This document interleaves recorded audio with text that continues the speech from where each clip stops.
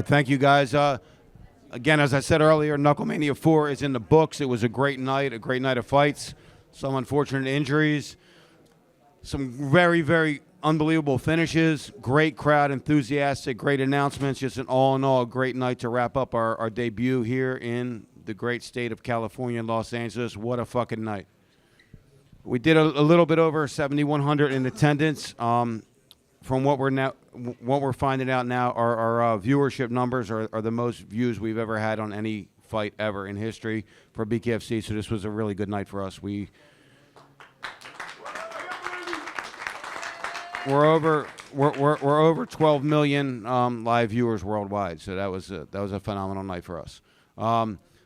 Fight of the night is David Diaz versus Shane Jordan. I thought they all let it hang out, and it was just an unbelievable fight.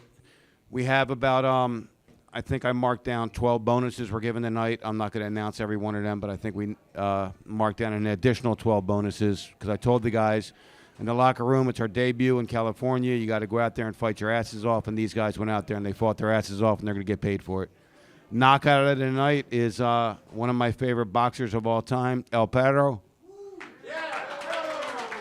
Alfredo Angulo. I mean, this guy, first time there, Jeremiah Riggs swarmed him, grabbed him by the back of his hair, and was hitting him. And Alfredo Angulo came back with a devastating knockout, a viral knockout, and I'm happy for him. It was just a great night for us, man. I'm very, very happy about being here in Los Angeles, and obviously we had a major announcement tonight too. We accepted or entered into an agreement with a very large combat sports enthusiast, Conor McGregor. He's now an owner of BKFC with us, and we're going to take this motherfucking thing all the way to the top now.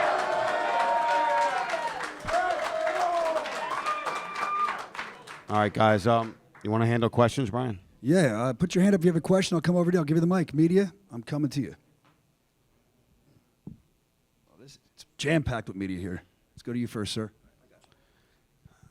Dave, congratulations on a successful event. Before I ask about some other things, let's just talk about this event tonight. You know, when BKFC started 5-6 years ago, I believe it was, to get to California, I'm sure was something that, you know, was a big goal of yours to get into this market. So now that it's happened, can you just put into perspective what that means to you and to this company? I mean, it's like in life, right? You want to get somewhere in life and you got to break down barriers. And we broke down barriers. We hit speed bumps. We hit dead ends. And, you know, a lot of people didn't really want us to succeed. So we had to try even harder and do things even better than we were supposed to do them. And we did that. We did it that way, and we put on great fights, and we made sure the fighters were safe, and we did everything we were supposed to do, and California finally accepted us, and it was a big, big step in the regulatory movement for BKFC, and it's just, I'm so happy to be here. The commission was just unbelievable to deal with. Very, very happy to be here in California. Mike Perry has clearly established himself as your biggest face, you know, your biggest name, your biggest star. He's had quite the resurgence in his post-UFC career with you. Can you just talk about what it means to have him on your roster and what he's bringing in terms of attention and eyeballs? Yeah, man. I mean, look, when you enter into a partnership, it has to work for both sides, right? Mike Perry was at the end of his UFC run. He wasn't doing great in UFC. I saw that people liked him and they were talking about him, so we brought him over here and we gave him an opportunity in bare knuckle. And he took advantage of it and made the most of it, and he's the king of violence. I mean, he is now the face of BKFC, absolutely, and probably one of the best pound-for-pound fighters in BKFC. The guy, he's very confident, and when you're confident, it's really, really hard to stop you. You just go out there and do what you have to do, and you're not worried about what the other guy's going to do. And when you do that, you're a very, very dangerous person. And continuing with Perry here, you know, afterwards, he's going ballistic in the cage. He's yelling, screaming at the top of his lungs. He's directing some of that towards you because he wants title shot. What are your thoughts on that? Bring it on. He can have that title shot if he wants it. I think that Dave Mundell, who has been fighting for us, who has been calling out Mike Perry, I think he deserves it. I'm not 100% sure that's next, but I think it's something that the both guys are asking for, and if they're asking for it and the fans want to see it, let's give it to them. Okay. All right. Then I want to ask about Conor McGregor. It's a very exciting time, obviously, for the company and partnering up with Conor McGregor. How exactly, or give an idea of like what do you think will change now with him in the mix? How does this, how does it look moving forward with him now? I mean, you got the guy who has the most downloaded or most viewed movie in Amazon history, right? I mean, it wasn't because of his acting. Not that he was bad at acting, but it wasn't because of his acting. It was because it was Conor McGregor. It wasn't Jake Gyllenhaal that drove those views. It was Conor McGregor that drove those views. He's one of the most popular guys in the entire world. He's one of the most popular or influential combat sports fighters of all time, or personalities of all time. I mean, you tell me. You get a guy like that who anything he touches turns to gold. I want that Midas touch for us, so we brought it over.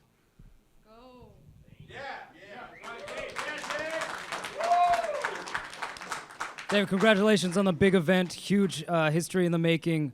Staying on the same subject of Conor McGregor, how did those conversations start? He came to our event. Actually, in 2 days, it'll be a year in Denver. He jumped in the ring. He called out Mike Perry, in fun. And one thing led to another. We partnered with his beer, Forged Irish Stout, and they became a sponsor of us. And, he fell in love with this. I mean, we had some unbelievable conversations, some great ideas already exchanging. It was funny. I was telling my wife, I was like, I was dying for Conor McGregor to call me. Now the guy won't stop calling me. Like, it's unbelievable. He is so excited about this thing. I really think it completely takes it to the next level. Do you think that with Conor being now a partial owner in the BKFC organization, do you think Dana White is punching air right now? Listen, Dana White has a juggernaut with the UFC. I mean, Conor McGregor certainly moves the needle for him, but he's very, very successful without him. So I'm not that he's fighting for us. I'm saying, but as him promoting our product, who knows, right? I mean, you're probably a little mad. Your number one star is going to talk about a different company, so you're probably not very happy about it. But he's not worried about us.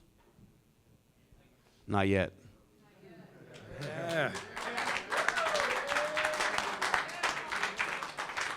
David, Tylen with the Weekly Bus. I just want to congratulate you for showing up in LA and performing the way you guys did. Your guys' production looked incredible, first and foremost.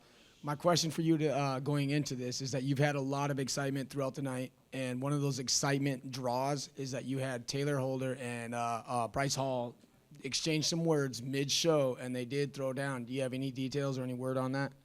I mean, those things happen. I didn't know it was going to happen. Unfortunately, it trickled over into something else, and it's not the kind of thing that we really want to do here. But look, if those guys want to take the gloves off and bang it out, we're all for it. Yes, sir. And then with Lorenzo's fight, Lorenzo is probably one of the biggest draws of BKFC and was perhaps looked at as the GOAT until tonight's misfortune for him. But going into this fight, we expected a really, really, really big war to go down. Can you explain what happened to the fans who doesn't quite understand, who didn't know or didn't see what happened, happened with Lorenzo Hunt? Absolutely. Look, Lorenzo always comes to fight, as he did. He came to fight. He got cracked, I think it was with an uppercut, and he got dropped. And when he got dropped, he hit his arm on the floor, and his elbow popped out. I mean, I saw the elbow. Actually, the bone of the elbow was out. So, I didn't question that at all. And, the guy always comes. He has heart, and he always comes to fight. And he came to fight tonight, an unfortunate, accident. Just wanted to get your thoughts on Mick Terrell, not only tonight with the knockout, but all week, because Lorenzo's a guy that's been known to get in everybody's head, and we see it play into the fight. Some guys don't show up on fight night because of the antics during the week. Mick was calm. Lorenzo was sitting in his seat at one point. I think he pushed him in his head. Mick didn't do anything. He didn't retaliate. He went in there. He handled business tonight. So I just want to get your thoughts on Mick Terrell. I mean, Mick was just calm, cool, and collective, very, very classy, always been classy. Came out to a classy song. He's just a classy guy. He doesn't let that affect him, and you saw it in the fight. He wasn't, too concerned about anything, and he went out there and finished the job. And then as far as Lorenzo Hunt goes, would you recommend that he drops back down, or would you entertain him still fighting at heavyweight? Yeah, I think I definitely think he should stay at 205. I think that's his weight right now. Not that he didn't perform tonight. I mean, he did. He came out. He fought. He did what he had to do. But I think he's not tall enough for that weight division. And I think that extra muscle that he added on, I don't think it was great for him. And then as far as the heavyweight title goes now, are we looking at Ben Rothwell? I've heard rumors that Mark Hunt might be throwing his name in there as well. How does the heavyweight picture look right now? I don't think the Ben wants to fight for the championship. I'm looking at him now. Yeah, look, I mean, it makes sense, right? I mean, you got a guy, Ben Rothwell, who supports the hell out of the company. You got another guy, Mick Terrell, who's very good to the company as well. They both came off good wins. They're both on a very good streak, and I think it's a collision course, so I think that's what's next. Dave over here. Want to ask, obviously getting to California was a big one. I mean, what is the next hurdle for BKFC as you guys keep growing, just new markets and everywhere else that you guys want to bring the show? I mean, it's the same old, still just breaking perception. It's a perception play, and people think that it's way more brutal than anything else out there. And when we provide the data, they know that we don't have as many injuries as the other combat sports. So I think it's just breaking perception and keep knocking, kicking open doors. I mean, that's what we do. We just kick open doors. You talked about, with California, all the regulations. Have you gotten any feedback on what they liked about the show and how everything was handled out there in the ring tonight? I think they were very, very happy. I think there was one or two small little incidents, and it's a learning process dealing with a different commission every time. I think they were happy. All the commissioners told me it was a phenomenal event, and they're happy to have us and happy to have us back. So, I think the fighters came out and they performed. We drew a good crowd. It was an exciting event. So why wouldn't you want us back? Hey, Dave, tonight you had Alfredo Angulo, Daniel Alvarez, and David Diaz all showing out. Mexican fighters, Southern California, really did their thing out there. What do you have to say about those three fighters? Viva Mexico.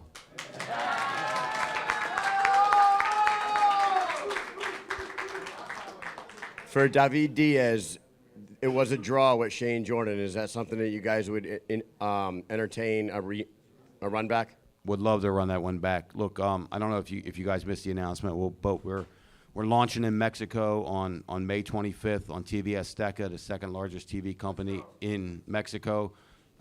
It's truly going to be an unbelievable partnership. They told me when I was down there for the press conference on Tuesday that they want to make this the biggest sport in all of Mexico. So we have a lot of power behind us. We're going to put on a hell of a show there in May. And look, man, Mexican fighters, they come to fight. Look what Alfredo Angulo did tonight. I mean, unbelievable. That is my last question is about Alfredo Angulo. You said he's one of your favorite boxers of all time. He came in here. He had the devastating knockout tonight. Do you have any immediate plans or ideas that what you want to do next for him? Look, when the boxers come over, I'm always a little concerned because they're used to getting hit with gloves, obviously, right? And this is bare knuckle, and it's a little different. And I wanted to see what was going to happen when Alfredo Angulo got hit with a bare knuckle. And he ate it. And he threw right back, and he scored one of the most devastating knockouts we had all year so far.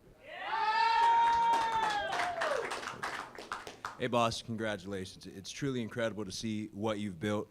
I watched an interview you did in February with this podcast. I want to give them credit. I think it's called Tycoon Tales. And you talk about the year 2016 and how you were just at such a low point. And you had $262 to your name. You were diagnosed with cancer. And you just had a really bad day. And it could have gotten a lot worse. But you decided to take a video, just motivating yourself. How often do you still watch that video today as you're on top of the combat game? I mean, I never want to be in that spot again, and I want to be able to help people not be in that spot again. I watch it a lot. I mean, it was a point in my life that I think, when I was done with that video, I said, I'll never be in this fucking place again, and I'm going to the fucking top. And guess what? Motherfuckers, we're going to the fucking top. Let's go! Let's go, baby! All right, David, so this is going to be the draw. This is the Weekly Buzz, Thailand. Again, we want to bring up the King of Violence, Mike Perry. He's had a couple people that just seemed like they weren't up to par to maybe fight the King of Violence. There are a couple champions that are homegrown here that do want to bark and enter that tree of fighting him. Mike Perry seems to be the draw. We have two very large names in BKFC that are screaming for Mike Perry. One of those is Dave Mundell, and the other is a very, very, very challenging fighter, Luis Palomino. You know, what are your thoughts as far as entertaining Mike Perry versus one of your homegrown fighters like that? I think it's good. I talked about it earlier with Mundell. Then Palomino threw his name in the hat. Palomino's going to have a fight in August, and he's going to fight a rematch with Austin Trout. He gets through that. I mean, definitely it would be very, very intriguing for us. Absolutely. Yeah. Hey Dave, Jenny with Knuckle Hub here. Thank you for putting on such an amazing performance for us tonight. My question is, now that BKFC is just continuing to grow, what would you say to people who have doubted or had negative things to say about BKFC as a sport? Fuck you.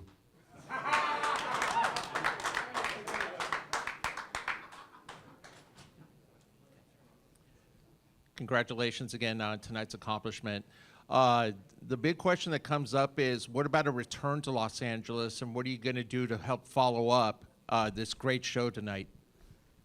So this was a very, very big week for us. Our parent company, Triller, has entered into a merger to become a public company, which means a lot of funding for us. So that was a huge, huge thing for us this week. And then we did this partnership with Conor McGregor. And then we put on one of our best shows we've ever put on. So this trifecta, I think, just moves us into an unbelievable position. Gets a lot of fighters that want to fight for us. I was sitting next to Nate Diaz tonight. He was watching the Perry fight with me, and he was like, this isn't what I thought. He was like, congratulations, it's unbelievable. And I'm like, Nate, let's go, baby, let's go. And he's got a fight ahead of him, but, you know, we'll see what happens. But look, more and more big names are coming here for a couple reasons. It's different. It's not as bad on the whole entire body, so they're concentrating on one craft. It's way more exciting than any fucking thing else out there. Way more exciting. And Yeah. Hell yeah. and we treat the fighters like they're fucking family, and I think fighters need to be treated a little differently, and I think we do a great job of doing that. All right, Dave, I think we have time for one or two more. Levi from the Weekly Bust. So tonight, with being in Los Angeles, do you think that helps open the door to Las Vegas next?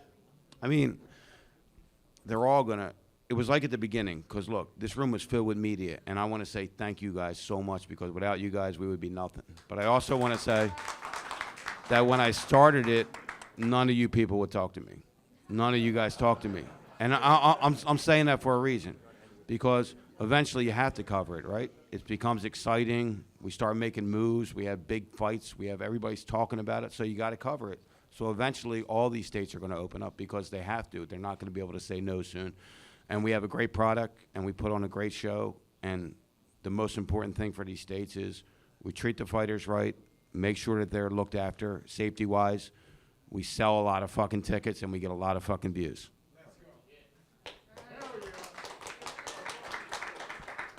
Fernando Pimentel, 210 Boxing TV. I wanted to know, you mentioned Austin Trout's about to have another rematch and a fight and everything. You love El Perro, Alfredo Angulo. Are there any other boxers that you are actually seeking to bring into BKFC, and at the same time, other former MMA fighters into BKFC as well? Yeah, man, I mean, there's a slew of them. We have a lot of them. We're in talks with some of the biggest names in boxing. We're in talks with some of the biggest names in MMA, and I think the events that happened this week for us put us in a great position to pull that off now. So I'm not going to mention the names, but I'm telling you, yes, like in the next 3 months, there's going to be a sign-in spree here. All right, last one for David Feldman. Two-part question. Dave, yeah, just to follow up on my previous question, in that same interview, you also talked about how you never forget where you came from. How often do you reflect on the journey? How would you describe the journey? And with all that being said, how vindicated do you feel after all you've been through, seeing what you've built in this juggernaut? You know, it's been a really tough journey. I mean, you know, I've been through a lot in my life, and you know, a lot. And to be here today, talking to all you people, when having that almost packed house out there, having all these people view it, biggest guy in combat sports wants to partner with me. He wants to partner with me. Some guy that started, listen, I started this in 2009 in warehouses with a guy I think that's in this room, Bobby Gunn. We started in fucking warehouses with 10 people there. And now we sold out this venue tonight. It's just a phenomenal feeling. I just say, don't let people tell you that you can't do something. You know, they only tell you they can't do something. You can't do something because they can't do it. So fuck them. Were you ever close? Yeah. You went through so many trials and tribulations to get here, man. Honestly, though, was there ever a time where you were close to quitting on this dream? Yesterday.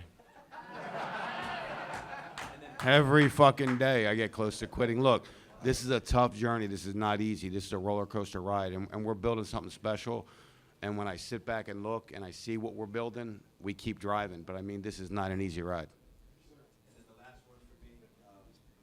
Last one for me, boss. I came up from San Diego today. They love combat sports down there. They had Bellator 300 down there, one of the jiu-jitsu hubs of the world.